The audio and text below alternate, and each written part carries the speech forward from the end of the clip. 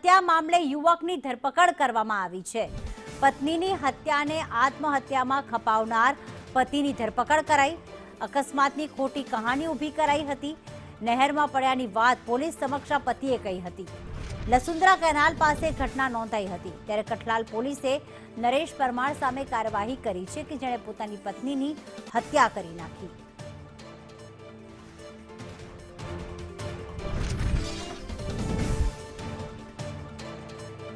तो नरेश परमार के जेने पोतानी पत्नीनी हत्या करी नाखी, परंतु ज्यारे आखी विगतो सामे आवी त्यारे जे पोलीस छे त्यारे तेनी सामे एवुं कह्युं हतुं के तेनी पत्नीनी जे तेणे आत्महत्या करी छे, केनालमां कूदीने तेणे आत्महत्या करी छे।